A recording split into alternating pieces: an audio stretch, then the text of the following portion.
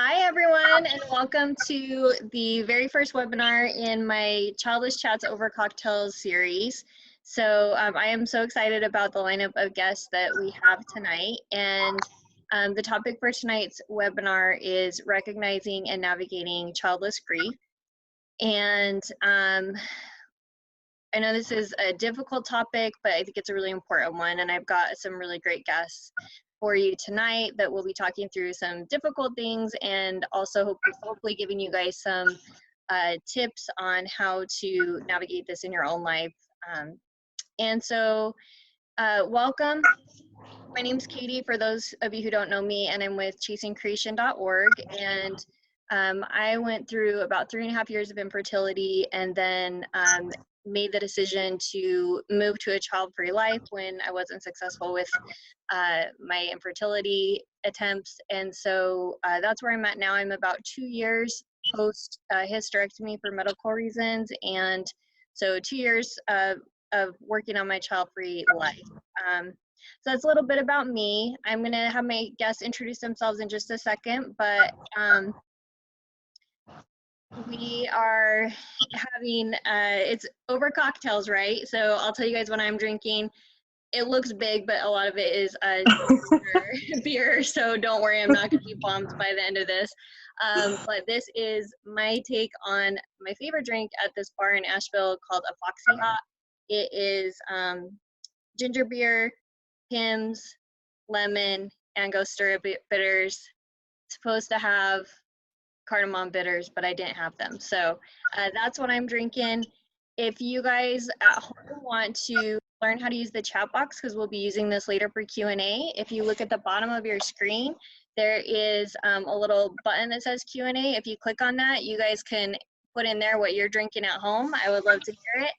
And that will show me that that Q&A is working as well. So we're going to go ahead and just jump in now. So let's start with Carrie. Do you want to introduce yourself and tell us what you're drinking?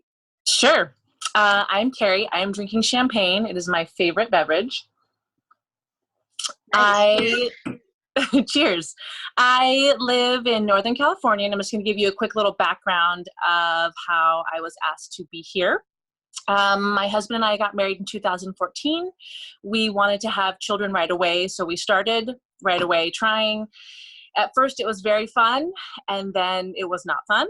And in about year 3 trying, we kind of had to go through the idea of if we wanted to get help or not get help, and that took about a year.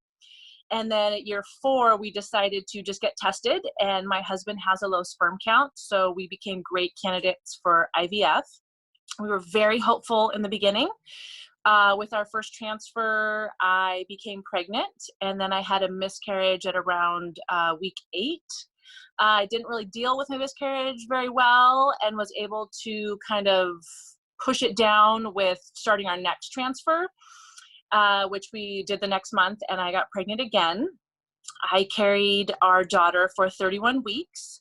And then I developed a liver disease that happens when you're pregnant called cholestasis, which basically the liver attacks the placenta. We were told not to worry. We were monitored. And then I felt kind of weird. So we went into the hospital almost at 32 weeks. And we were told there was no heartbeat. And I delivered our daughter, Clementine, May 17th this year. And we had a stillborn. And I have some liver issues that I was told, we didn't really know about before. And so now I'm not supposed to be pregnant again. That is not a safe choice for me.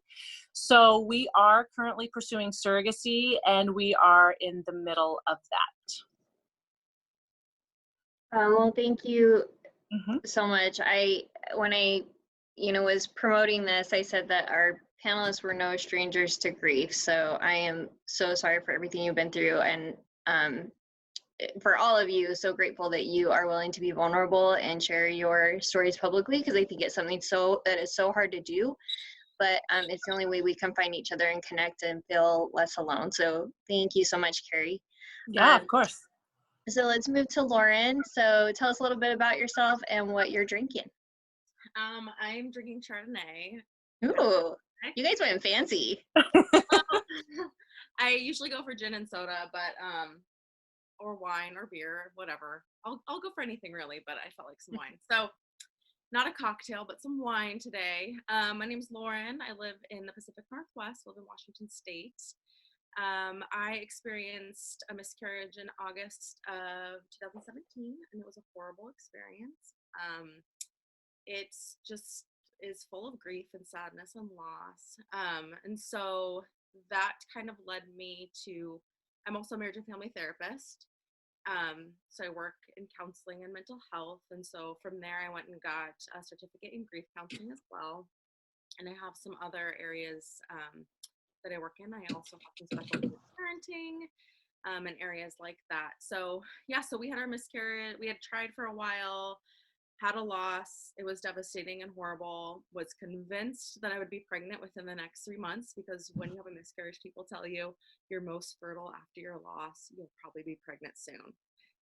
Not fun to hear, because we weren't. And so we tried for probably a full about 2 years to get pregnant with one loss, and then decided that it sucks trying to get pregnant, and it's really hard, and it's really painful after loss, and there's a lot of grief, and it's stressful, and it took away all my joy. So we kind of end up going back to plan A, which was foster care.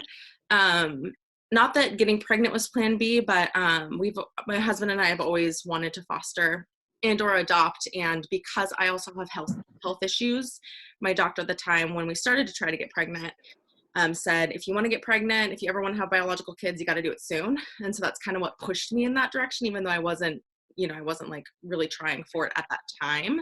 It pushed me into trying for it for about 2 years. I have had 5 surgeries for fibroids. So my uterus is full of scar tissue and, stuff like that. I had 3 surgeries in one winter while in grad school.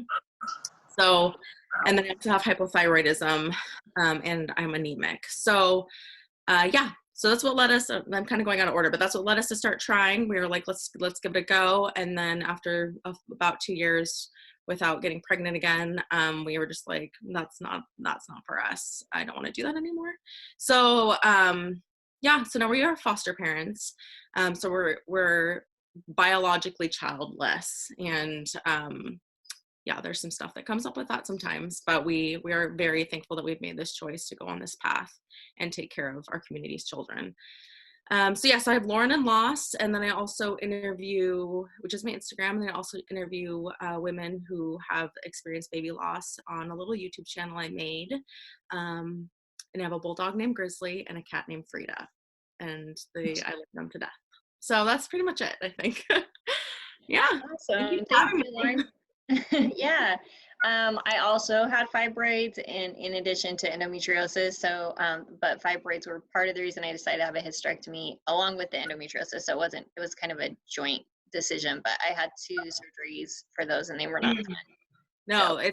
It's horrible. And, my doctor after my loss said, I went and got checked out to see if fibroids were the reason we had a loss. And she said, no, after I got checked out, but you just don't know, if that's part of it. And so, it's not fun, but.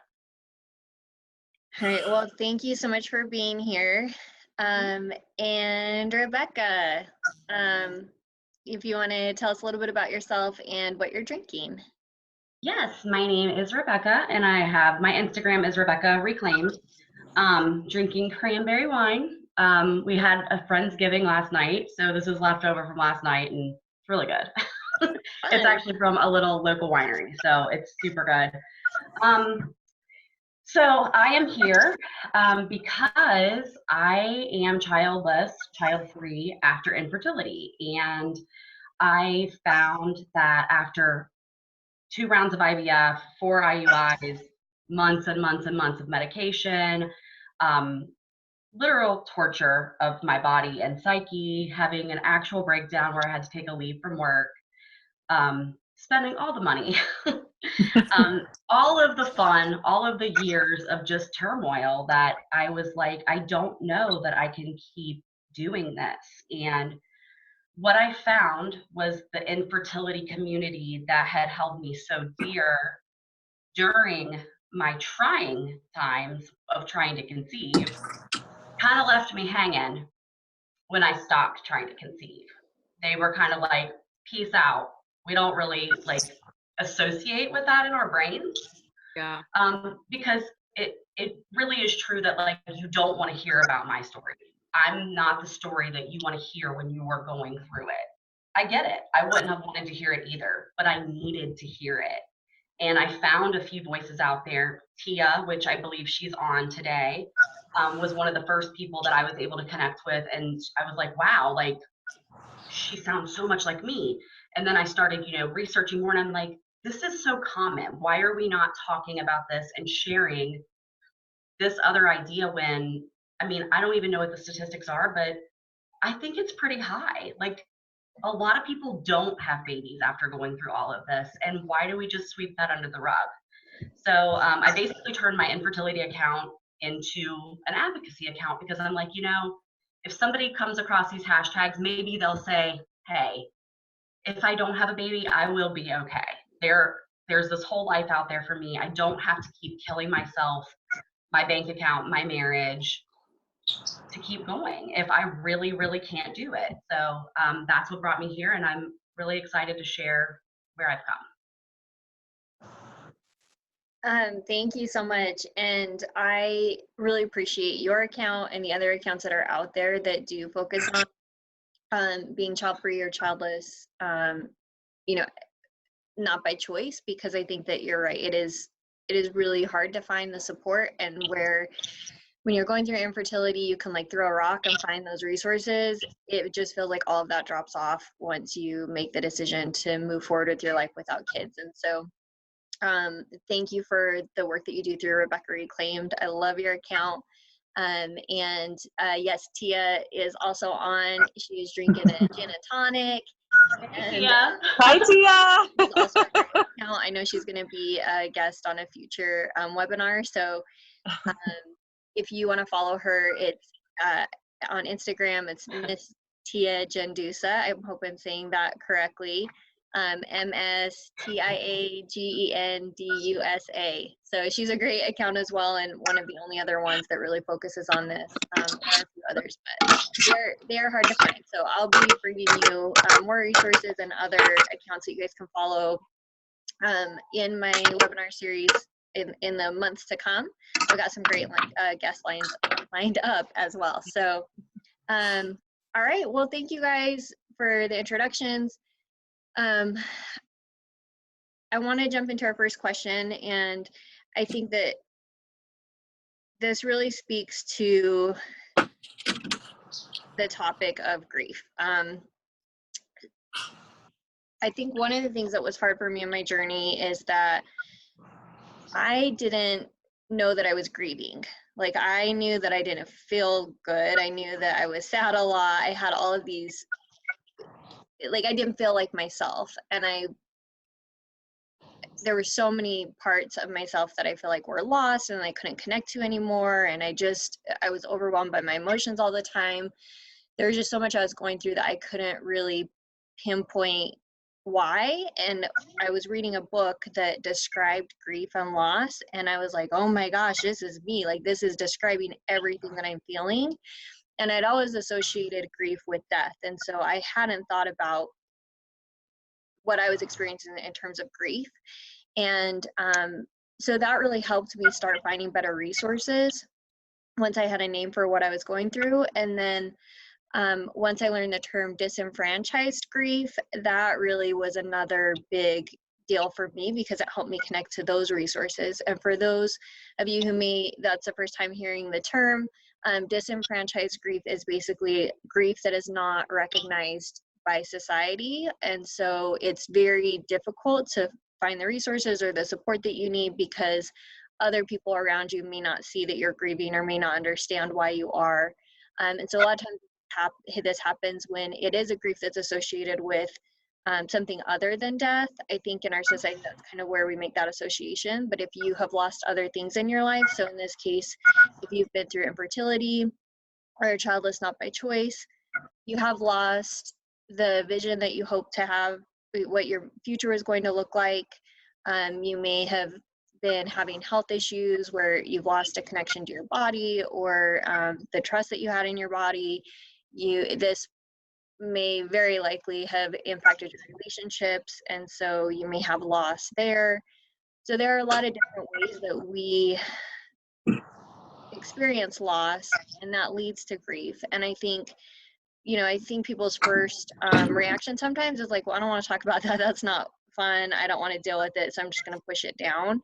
And so I wanted to have this conversation because I think when you do that, it's going to bubble up at some time. I hate to tell you that, but it just is. And so I think having this conversation about recognizing it and being able to have some really good tips or suggestions on how to start processing it is what tonight is all about. So, I talked about how once I had a name for it, I was able to take it on more head on and also find the resources that I needed. So I would love to hear from each of you. We'll go in the same order. So starting with Carrie, just what has your experience with grief been like? Did you know you were going from it from the start, or did it kind of unfold? We obviously, I physically lost something. Oh, but Carrie, sorry, I can no longer hear you. Can you guys hear Carrie? I can. Oh no. Oh, you can? It must be my audio. Sorry, go ahead. I'm gonna see what's going on with mine. So we physically lost a baby and an embryo, basically. But it makes me think of when we first started, and I was having a real hard time, and I was going to a therapist, and the therapist said, I feel like you're grieving the life that you thought you were going to have. And that was really hard for me to wrap my head around. So it was like, yeah, you get married, you have babies, I have all these ideas in that. So that was like my first experience with that sort of grief. But I feel like grief is it's so personal to everyone, and it's so different to everyone. And after we lost Clementine, I was never angry. I was just very sad. And I am going to a therapist, and I remember asking her, am I supposed to be angry? What am I supposed to be doing? And she said, there really isn't a path for this. You're going to do what you need to do. And knowing that however I was feeling, but that I can call it grief, and that I'm going through that was okay. And I like how you said, Katie, I like how you mentioned that putting a name to it was really important, because, for example, when we lost our daughter in the hospital, they're like, are you going to name your baby? Do you want to hold your baby? And there were all these questions where I was like, I can't answer these at all. And one nurse in particular was like, I really am going to push you to name your baby. And we did. And now I have something to hold on to, and it's the name. And, we had the name Clementine picked out before. And now when I see Clementines or Orange, I think of her, and it's something I can hold on to. And having that, it's physical and visual connection it helps you identify it a little more and be able to connect with it a lot more. And so I like how you mentioned that of it's different for everybody, but if you can find a way to almost attach yourself to the grief in a personal way, there's an easier way to process it. Mm-hmm. Yeah, absolutely. Thank you. Lauren, what's your take? So how did I know I was experiencing grief? I think I never questioned if I was experiencing grief. I had this huge loss. I felt broken. I was profoundly sad. I felt hopeless. So I knew that I was experiencing grief. That was never something that I wasn't aware of. But how did it what symptoms came up for me was I was irritable, very irritable, sadness, crying all the time, especially when it was acute at the beginning. I could barely get through a work day sometimes without needing to leave. Those first couple weeks after our loss, I left work constantly. I had horrible grief brain, which is when you can't remember things feel foggy. I was tired a lot. I was exhausted. And one of my main symptoms was just rage, anger. I have always been a person that really, as much as we wanted our baby and we tried for our baby, I always have felt a compassion for women that don't want kids and their lives are just as valuable.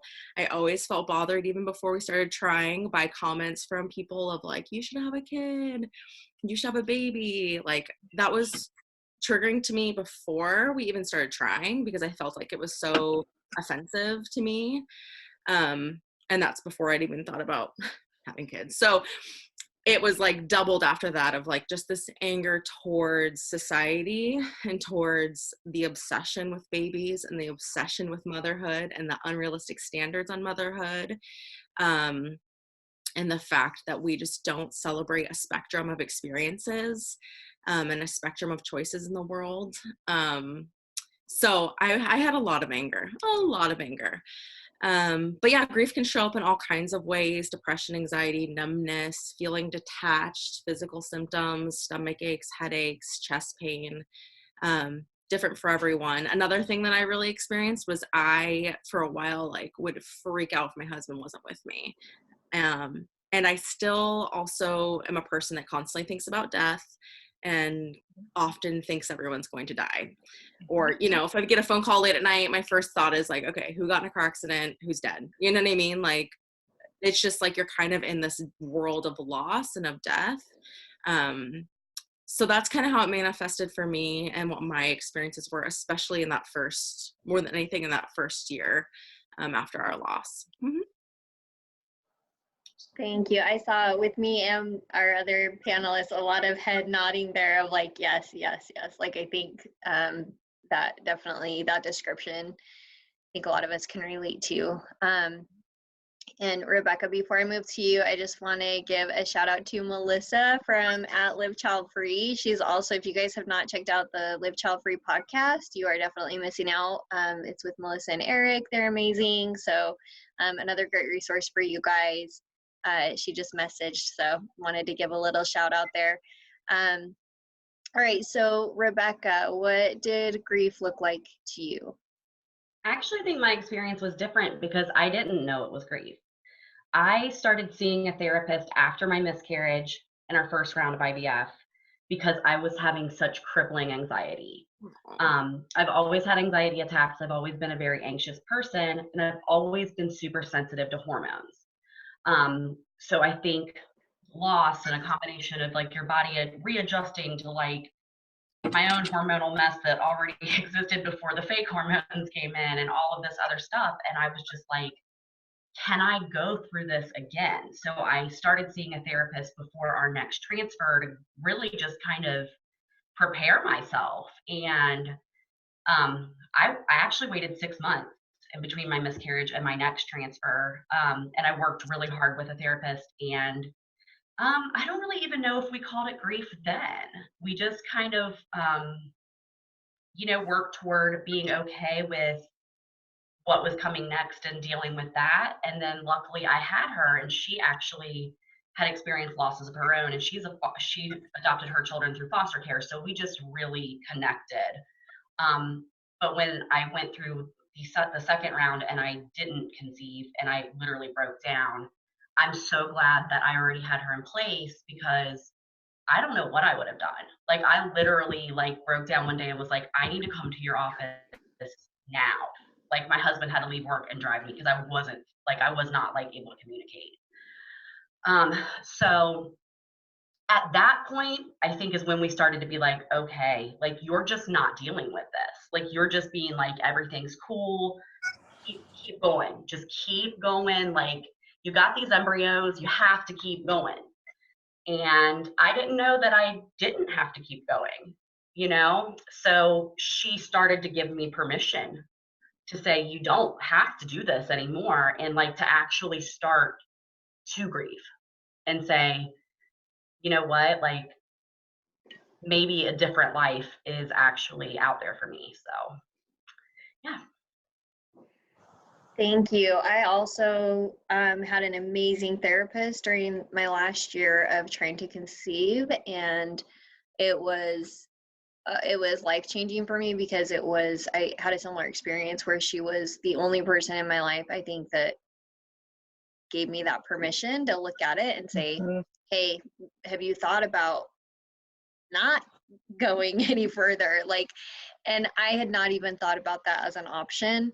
And I think once we talked through that, I realized, oh, this is really where I'm at, because she identified, you keep coming in and it's like you're making excuses to not have to do things. Like, because I was saying, well, my new RE wants me to get my levels checked, and maybe if I do that, they're going to be really bad, and then that would make me feel better about like not doing another IVF cycle. And she's like, why? Like, just don't do it. If I don't, and it's not that she was giving me the advice not to do it, but just helping me really sort through those feelings, and that permission to think about stopping was so helpful. So definitely, if you're going through this process, a therapist is highly recommended. I found one that specialized in infertility, and I have seen really bad therapists and a few really great ones. So don't feel like you have to stick with one person. Like, try a few out and make sure you have a connection and it's a fit and you feel very comfortable with them. But definitely, I echo your experience, Rebecca, with therapy, and that was a very powerful way for me to kind of process my grief. Okay, so the next question is, like, why do we have to do this? Like, why do we have to process it? Can we just not think about it and just move forward because it sucks? So I'm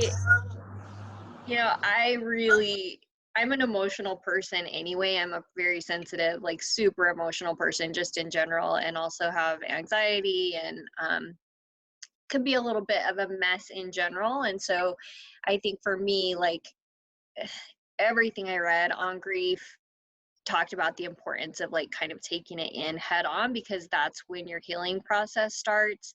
And to me, that's why it was really important, was to get to that place of, I want this healing to begin, and I can't do that until I actually look at this and recognize that I've lost a lot and sit with that for a while. And it does suck. A therapist has helped. Finding community with other people who are going through the same thing has helped. I have found a lot of really great resources in the form of books and podcasts and different things. But yeah, so I'm gonna start off with you, Carrie. Why do we have to do it? It's not fun. I just want to also add that I think it's really important that you said that you don't have to stick with a therapist, because I feel like I've had some ones that have not done well, and I love therapy. And right now I have a therapist that has also been through infertility, and it's a game changer. So thank you to all the therapists. Anyways, why is it important to process grief? When I had my miscarriage, I feel like I didn't really process it. I remember I found out I was having a miscarriage, and I had my first day of school the next day. I'm a teacher. And I went to work and was just like, it's fine. I'm going to keep going. I'm here for my students. And I feel like that's also the teacher mentality. I put myself last a lot. And I remember I showed up, my boss said, why are you here? Because I told him I was very open about my journey. And I was like, I don't know what else to do except be here. And then a few weeks in, when I had not processed it, I was crying at work. I was yelling at people irrationally. And I was like, oh, I need to do something about myself, because normally I'm a happy person. And right now I feel like I'm just peeling at the threads and trying to hold on to any string that I can. So because of that, I feel like we all deal with grief in certain ways. And grief is a word that a lot of people aren't comfortable with, but it can mean lots of different things. And, whether it's death or letting go of something in your life, we all go through it. And we have different perspectives when we handle it, but we're all going to go through these hard times at some point in our life. And so I wanted to be able, and I remember when we first were told that our baby at 31 weeks did not have a heartbeat, my first thought was, we need help. Like, I can't do this alone, because I thought about how I felt when we went through our miscarriage, and I was a mess, and I didn't want to do that again. And I knew that I wanted to have help. So I reached out to a grief counselor right away. And that, I think since I knew I didn't want to go through that again, I wanted to be able to, like, okay, I want to be better at this. Not that it's fun to be good at grief, but there is a perspective on how to look at it. And I love help now. This is one thing that grief has taught me. I used to not ask for help, and now I ask for help for everything now, happily. And for me personally, I wanted to be able to remember Clementine in not a way that was going to make me cry or lose my mind every time I thought of her, because I think of her, 10 times a day. And I didn't want that to be like a like a draining and horrible experience. I wanted to be able to hold on to her memory and be happy and feel the love and the good things that we had. So that being able to like process it and like I sit with it and I sit with the hard stuff, and being able to do that has really made Clementine become like a really positive part of my life, which I never imagined myself thinking that having a stillborn would be a positive thing. And I mean, don't get me wrong, there are still days I wake up crying, there are still days I throw things and get angry, but it's part of my story. It's who I am. And so I want to embrace that. And because of that, I feel like I have become more authentic and been able to embrace like what it's like to be a whole human and not just like the good parts, because that vulnerability is real. We all have it. And I want to be able to like take it along with me and invite it in places that it's welcomed, but also know that if I don't need it, I don't have to rely on it and be in a bad space at all times. I love that. And I love that you brought up the idea of like learning how to grieve well, because I did, in one of the books that I was reading, it talked about how like kind of how you respond with grief to one situation is probably going to be similar to how you'll handle it down the road. And so I thought of that too. I know I have a lot of life left to live, hopefully.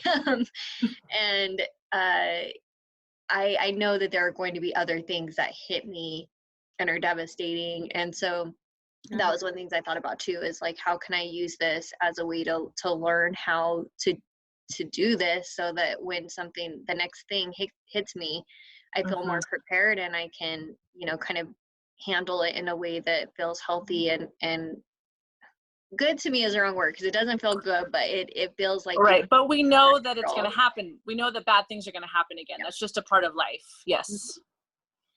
All right, Lauren, what do you think? So why is it important to process our grief? Yep. I think it's important to process grief, because if we don't, we become stuck spiritually, relationally, physically, emotionally. The more that we don't grieve and we avoid our grief, we end up holding it in our bodies, and areas in our bodies will become constricted and tight. So I think that it's really important, because if our grief, is not felt and is not integrated into our lives, into the narratives we tell ourselves, and to our self-concepts, like how we view ourselves, how we, kind of what you were saying, like how we view our lives, this is part of our story, the more it will create problems in our lives, and the more that it will keep us, kind of hold us back from what is good for us, what is healthy for us, what is beautiful for us. I really believe that. I don't know, have you guys read the book, The Body Keeps the Score? No, what is that?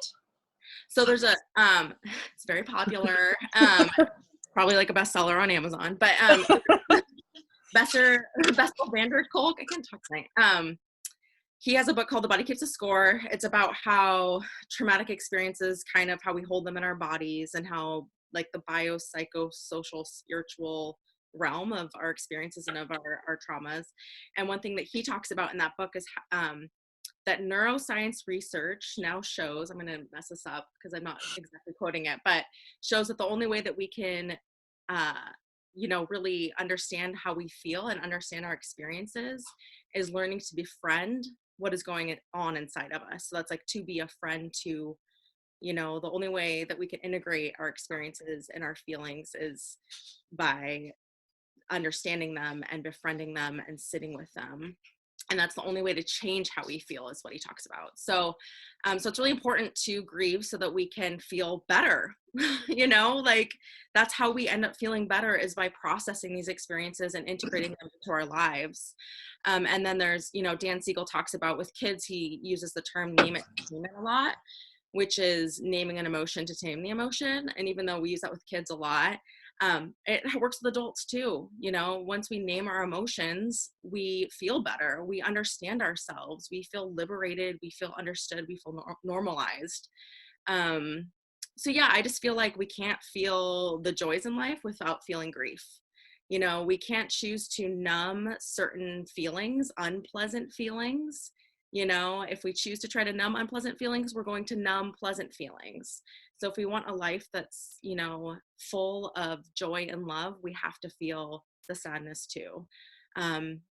And once we process it, and once we sit with it and befriend it and, you know, move through it, we can begin to kind of see our futures differently when we are ready. You know, I don't want that to sound like we should, you know, sit with our grief and rush through it and anything like that. But like the fact that like scientific research shows that that's important, and that we hold, you know, we hold these emotions in our body and we hold these traumas in our body, and they constrict us and they stunt us. And, you know, if I think for you all that have really, you know, been through it, if you hadn't processed your grief, you'd probably be in a very different spot than finding these new avenues and these new joys and these new paths, right? And so, so it's just a part of life. Like we all, you know, we all talk about it's a part of life. It's coming for all of us, you know, like grief is coming for all of us again. And how do we sit with it and befriend it so that we can feel differently about it? I hope that made sense. Sometimes I never think that makes sense. Yeah, no, totally made sense. That was very well put. Thank you so much. All right, Rebecca, why do we have to do it? I guess, like, especially from my experience, I didn't deal with it. So it dealt with me. Like, it was like, you're gonna deal with this now. And I definitely do. Like, I think we just live in a society where it's like, okay, like, let's go. We're busy. We got stuff to do. Just get through it, move on, put on a happy smile. And I mean, especially for women, we don't, how many companies are going to be like, take the time off you need because you had a miscarriage? No, like it's almost unheard of. It's not happening, but your body still goes through so much. Your mind goes through so much. And it's just like, well, see ya, back to work tomorrow. You know, like you don't have the time. And I think with it being that way, we also feel we don't get to do it. So everything else just kind of goes back to normal except for us, but we just trudge through. So I just think that like bringing it to light more and calling it grief, calling it what it is and saying, this is what it is. This is what you have to actually go through, instead of being like, you know what, tomorrow's a new day. Just keep going. Everything's going to be great. And you're going to have your miracle baby. No, stop saying that and start telling the truth, because life's hard.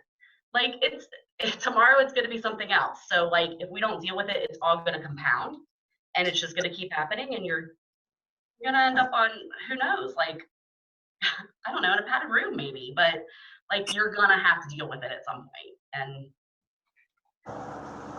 it's going to deal with you, you know.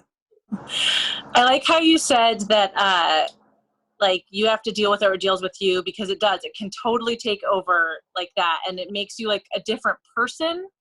And when people to this day, especially since we are actively still trying for a baby, when people to this day say, oh, I know you're going to be a baby, I say now, actually, or I know you're going to have a baby, I say now, actually, you don't know that. Like, and I don't know that. And I know that it comes from love, but I'm a way more realistic person now. So I like that you brought that up, because you don't know if I'm going to have a baby or not. Like, we don't know that.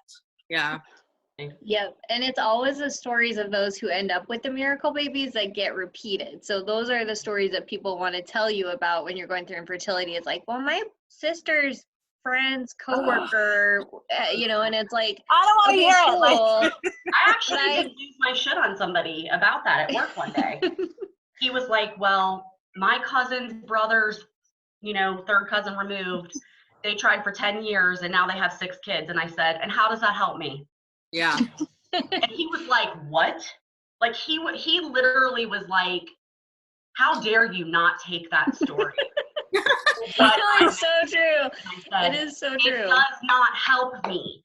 What it tells me is all of the thousands of dollars I've spent are stupid, because their miracle came with no intervention. Yeah. You know, so I was like, I had enough. I walked away. Like, I left my desk. I was so mad. And I'm like, don't tell a hormonal woman that you know is going through IVF test right now. Like, you're insane. Yeah. Never did again. Well, thank you for bringing that up. I think I've had some of those moments too of, you know, towards the end of my infertility, definitely just telling people like, nope, this really might not happen, and I need to get to a point where I'm okay with that and Mhm. can move forward. So, You know how many, I was going to say, do you know how many people, so like doing foster care, the first thing they'll say, and we have a placement right now, like my friends came over the other day and they're like, yeah, I kept telling people, you know, you have a placement now, you finally got a placement. And most people say, what, she can have her own kids?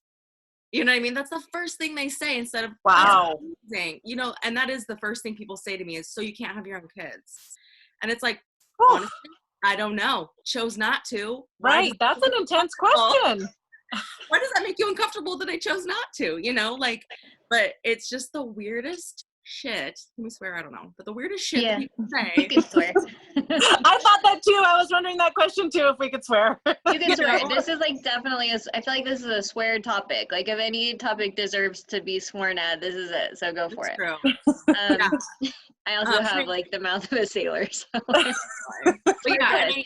I do the point about if you don't, like, it can also take over you, which I think is kind of that, you know, naming it to tame it. If you don't tame it, if you don't deal with it, then it will take you over, right? And so sometimes we don't deal with it, and sometimes it's safer. There are times where it's safer not to deal with grief, right? There are places where it's safer not to deal with our grief. There are people we're around where it's safer not to deal with our grief.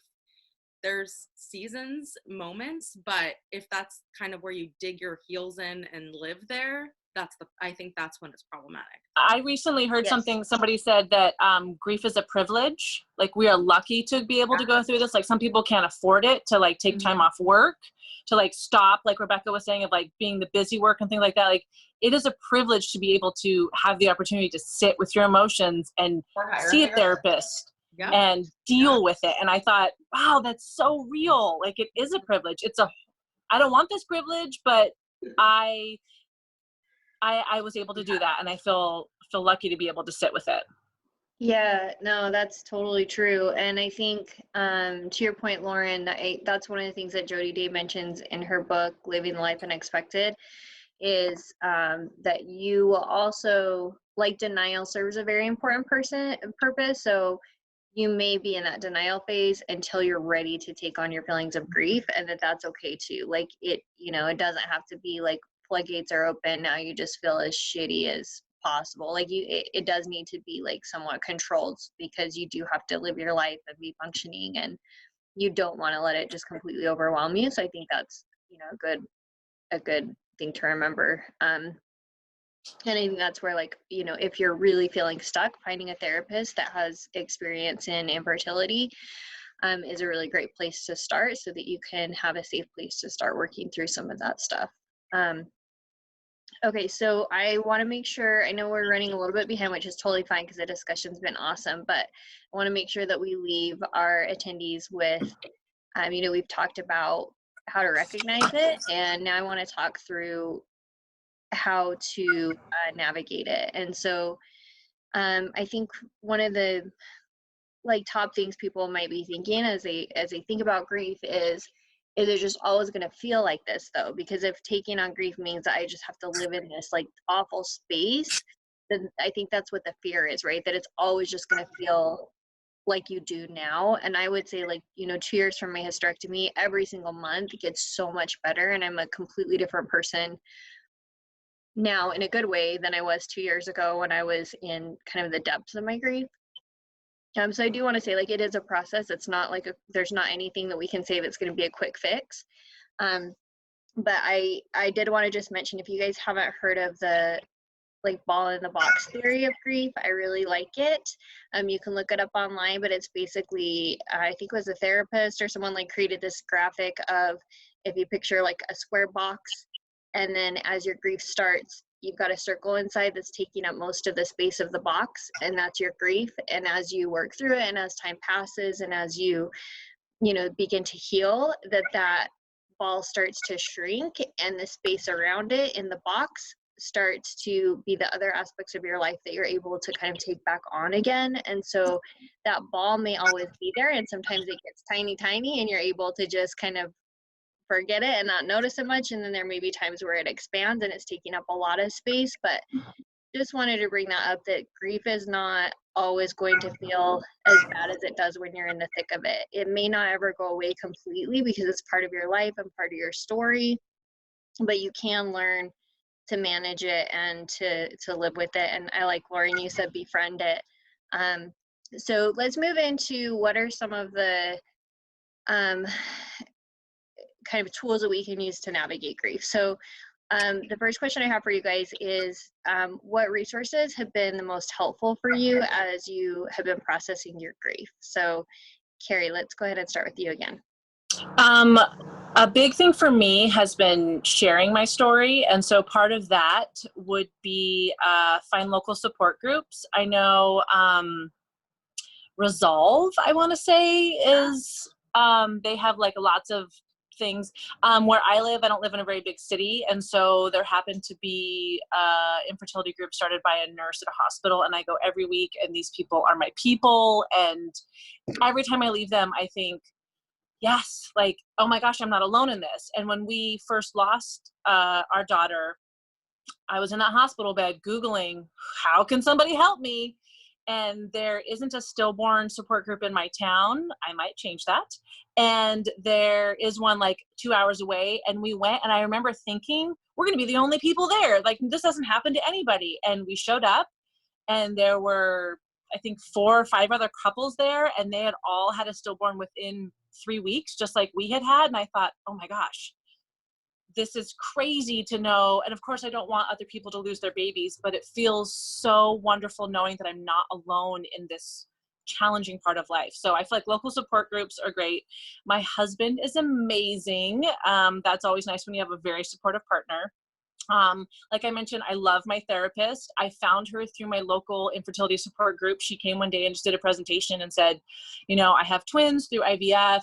It took me like 6 years to get here. And I was like, I want to be your friend. I will meet you once a week. And I have been meeting her for about 2 months, and it's amazing. Meditation has been a really big part for me. I have meditated for years, but now I do it at least twice a day. And I like to think that I'm like sitting in the shit and really sitting with my hard emotions and like kind of quieting, because I'm very much like planning, go, go, go. Let's do all the things. What can we create? What can we do? And so it's nice for me to like calm down and sit in it. And I use an app. That's been like my favorite thing. And then I really do feel like all of you wonderful ladies are a big part of like what's helping me heal.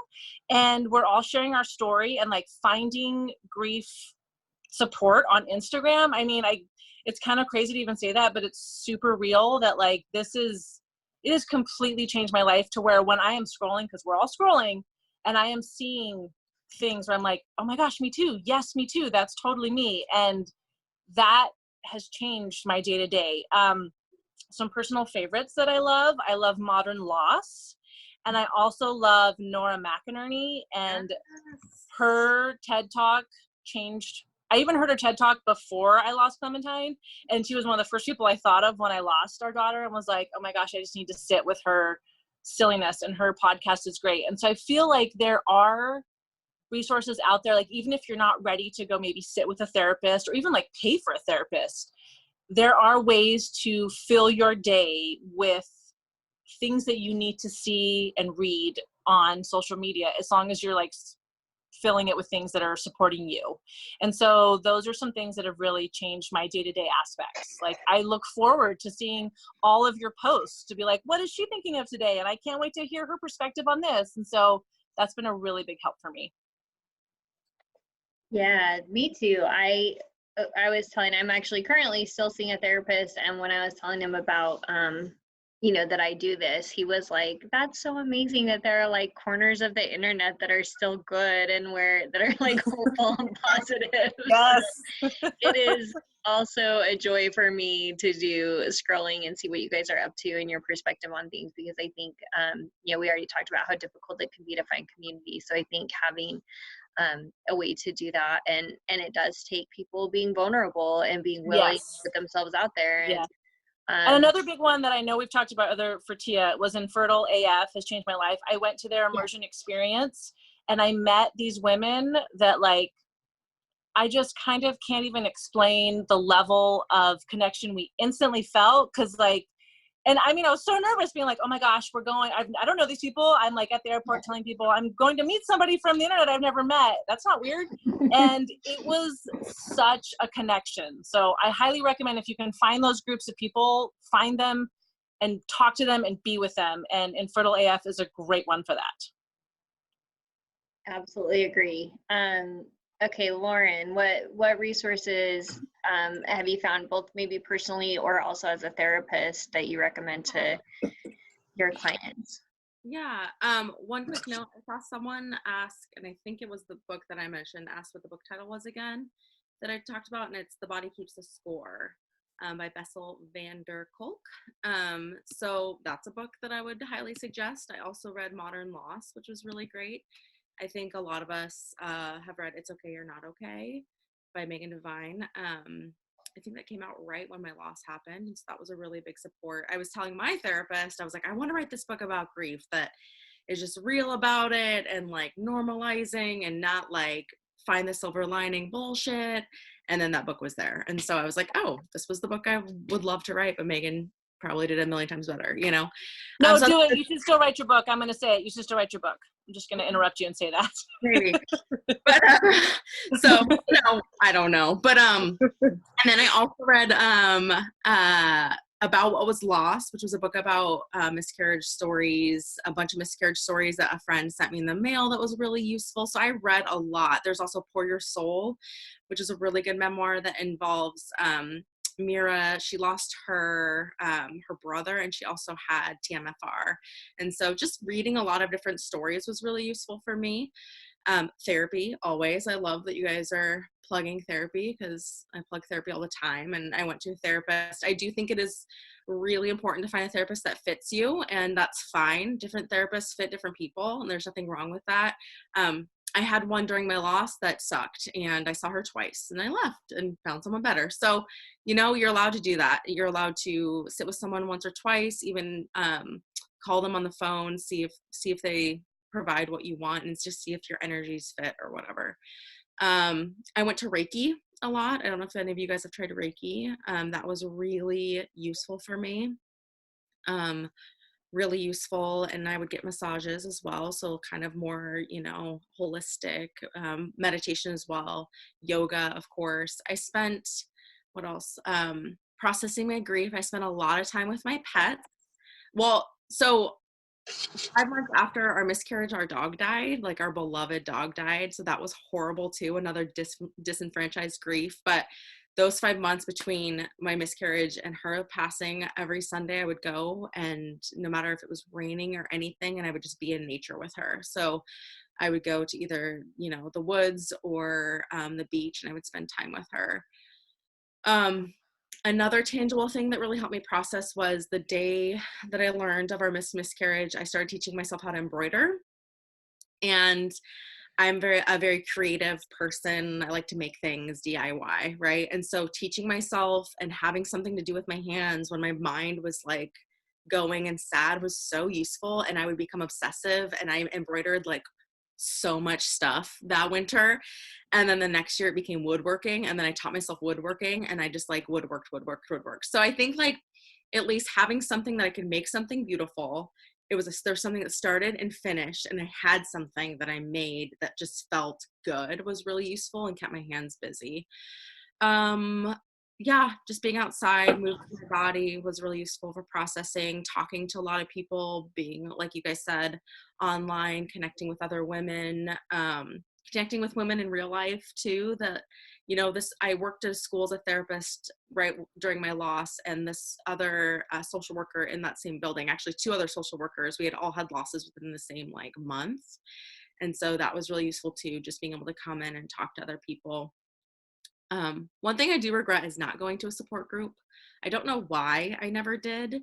I had it on my calendar like a million times over. I'd put it on my calendar and be like, I'm going, blah, blah, blah, you know, and then that day would come, and I'm kind of a homebody. So I kind of regret that. I think it would have been really useful and really amazing to actually have a support group. And so I recommend that, even though I didn't do it. So Yeah, those were kind of the things that helped me kind of process physically, emotionally, mentally, kind of the grief I was going through. I think that's pretty much it. Yeah. Wine. I drink a lot of wine. Let's be honest. Which can be helpful up to a point. So if you're relying too much on the wine, then you've got a different issue that's going to come up. But so Carrie, I like that you mentioned though that therapy is often not accessible to everybody. So I do think that that's something that we should mention, is that it can get extremely expensive. So I don't have a ton of tips for that, but if you should definitely check with your insurance. Some insurance, health insurance, will cover it. Mine is covered. So every plan is going to be different, but for mine, I pay like a $30 copay anytime any session that I do. And then my insurance pays the rest of it. So, that is something to look into.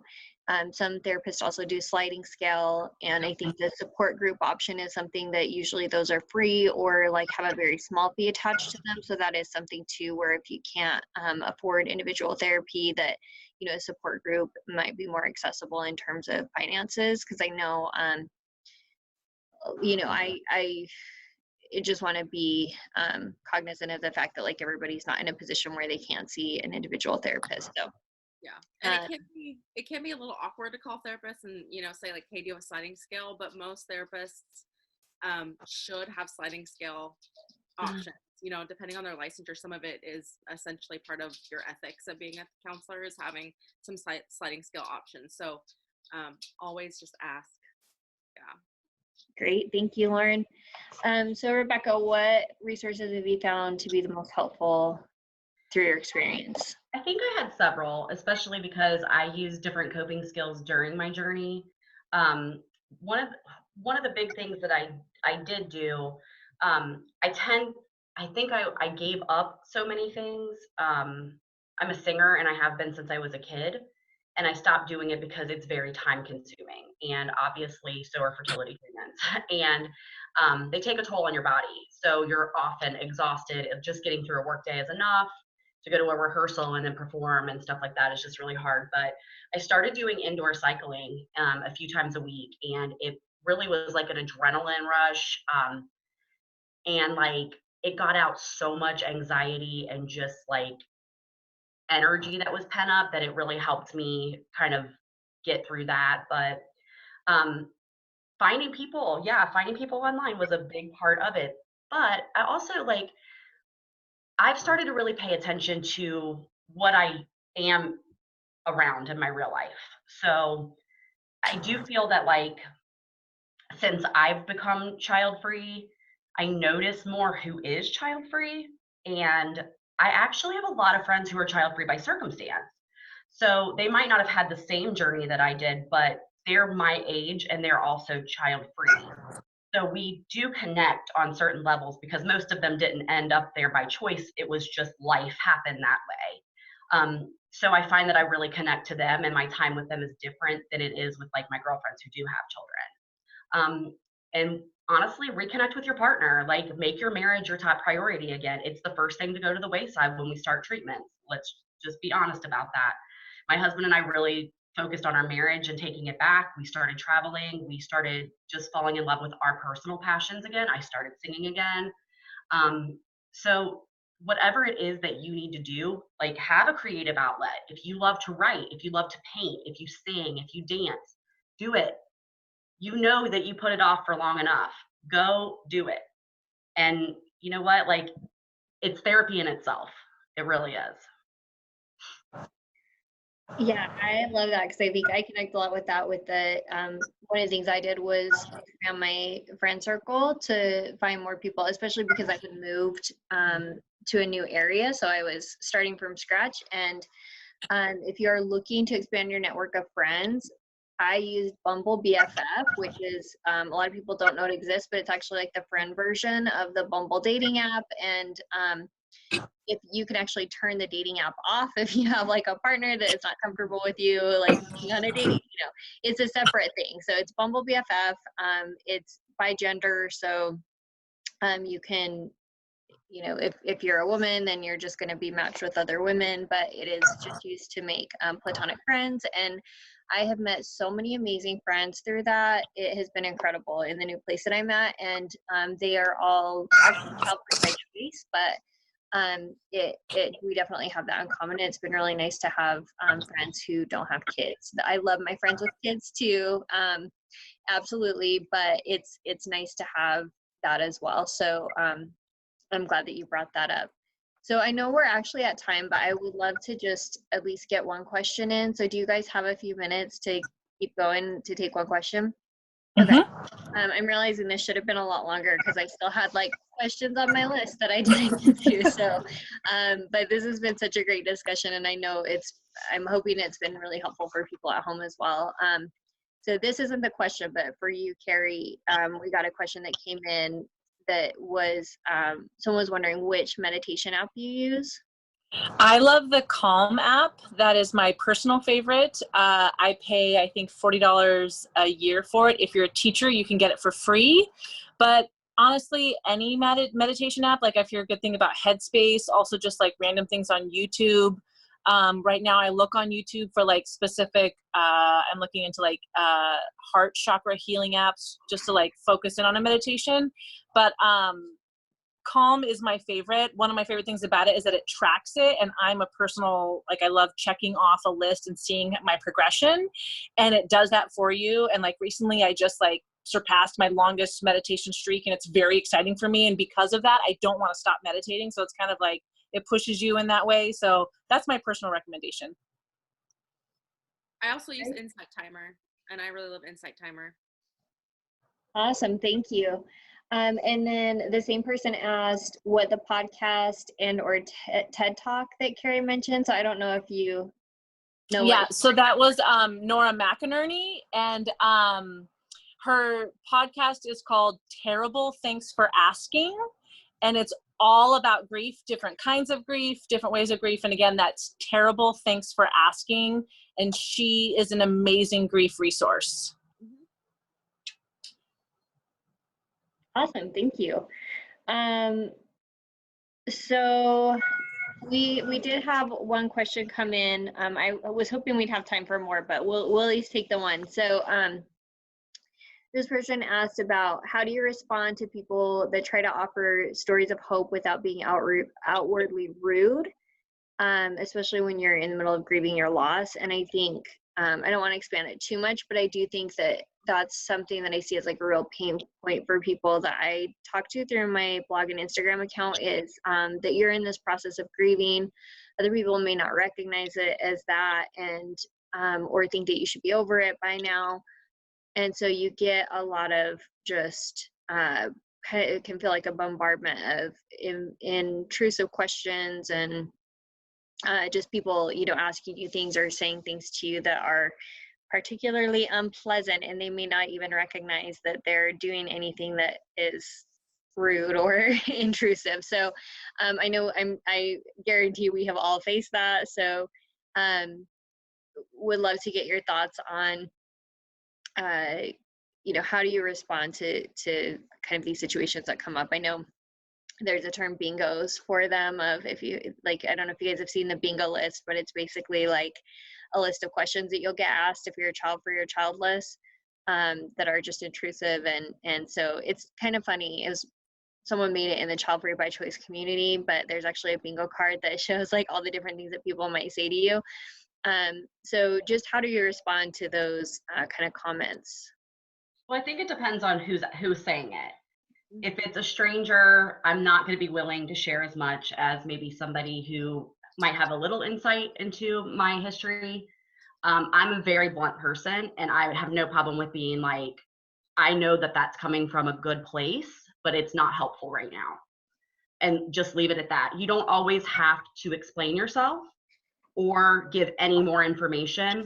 If somebody has a problem with that response, that's your boundary, and they can let it go. That's their problem at that point. Yeah, go ahead, Lauren. That was kind of one of the other questions I think you sent out a little bit, was like not grieving in a vacuum a little bit. And I think that it does depend on who it is. It does depend on my mood for the day. And it depends on where I'm at in my grief, right? So in that acute stage of grief, I probably said less because I would be so shocked and so overwhelmed that I would just, lose it if I was to be honest with people.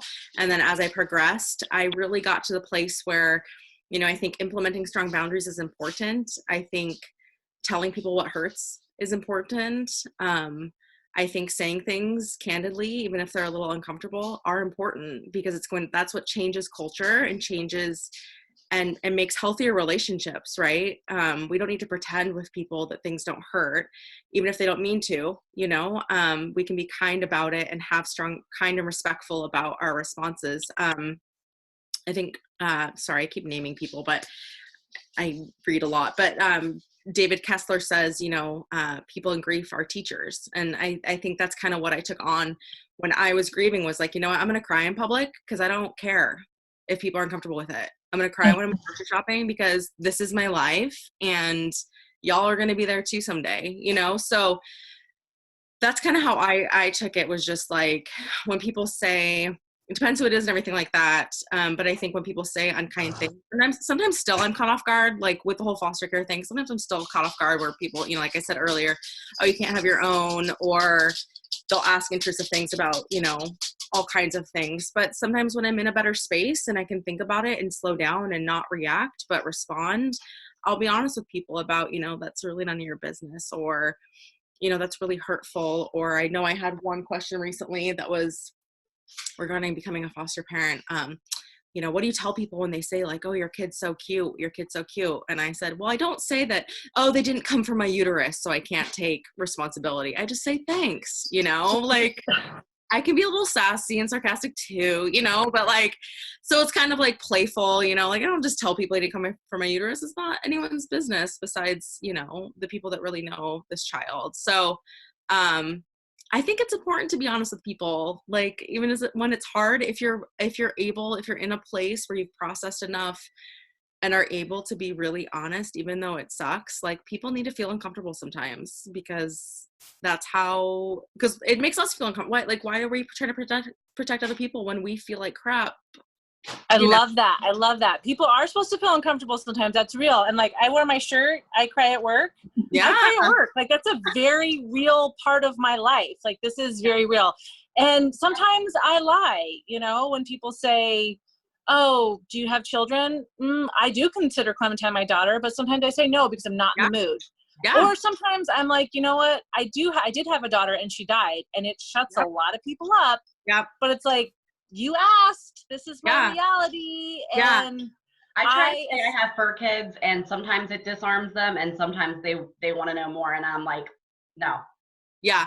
I was really proud of myself because about 6 months ago, because sometimes I would lie too, depending on who, at work, or if I didn't want to get too emotional. And about 6 months ago, I was at a work retreat, and it was like around Mother's Day, and somebody was like, oh, happy Mother's Day, everyone. Happy Mother's Day. Oh, happy Mother's Day to you. I guess you're a mom to your pets because you really love your pets. And I said, no, I am a mom, but my baby died. Like, and I was just honest about it. And they all kind of looked at me. I was like, no, I consider myself a mom. I've crossed that threshold and it didn't work out and my baby's not here. And it was just honest. Matter of fact, I wasn't upset, but I was like, I finally could be honest about it without losing it or without being a total, being really, really. And I feel like those are like boundaries that you're setting in place. I am all of a sudden obsessed with boundaries. Like, I don't think I ever have to go to a baby shower ever again for the rest of my life. And that is a great boundary that I kind of love having. Yeah. And it makes people uncomfortable, but it's like, well, that's only uncomfortable because you were using my boundary in some ways that maybe was more beneficial to you than it was for me. Yeah. And now I have these boundaries up and I am so much happier now because of these boundaries. And like, funny how they're my new best friend. I love boundaries. Mm-hmm. Yeah, no, I'm loving all of this, and I agree. I think like some of the takeaways from everything that you guys have said is like I feel like it should come from a place of what's going to feel best for you, and that may look different in different situations. So if you just want to shut someone down by lying or changing the subject or whatever to just not talk about it, like if you're in the middle of grief, totally acceptable to do that, because you don't owe anyone information. Like, I think that's super important to remember, is like, you don't owe anyone your story, you don't owe anyone what you've been through, and they're probably not even expecting that, right? Like, a lot of times when people are asking you if you have kids, or like asking you about this stuff, they're just trying to make small talk, because if 4 out of 5 women, you know, have kids that are of like childbearing age, then, well, I think it's like 40 to 45. But anyway, if most people have kids or are going to have kids, they feel like it's a safe way to just get to know you, right? Like, it's a casual question. So you don't owe them anything. They're not even expecting it most of the time. But that being said, like, if you want to use it as an opportunity to raise awareness or to try to create understanding, and you're at a place where you feel like strong enough to do that, and that's going to feel empowering to you, then do it, absolutely. And I use different tactics depending on what situation is. Who is it? Where am I at physically, also emotionally. So I love those responses. So I should have scheduled this for longer, because this is amazing, and we did not get to all of the questions I have planned. We didn't get to take a lot of the questions that are coming in the chat box. So if we didn't get to your question and you want to send it to me, I'm happy to email you a response back. So you can find me on Instagram at chasing.creation, or on my website, which is chasingcreation.org. You can find Rebecca at Rebecca Reclaim, is her Instagram handle, and that is spelled REBEKAH. So Rebecca with a K, Reclaimed.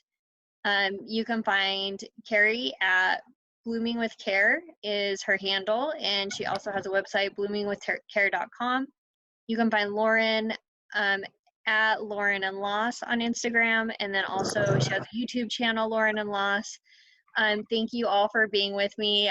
This was my first one, and I'm just, it made me more excited for the future ones. So this will be a monthly series that you guys can attend, and the next one's going to be on Sunday, December 15th, and it's going to be about getting through the holidays.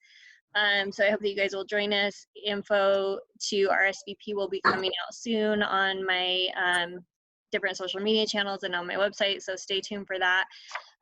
Carrie, Rebecca, and Lauren, thank you guys so much. It has been amazing to hear from both all of your personal experiences, but then also your professional take on it. And just, I think we covered a lot, and I think I don't see it being talked about in this community specifically that often.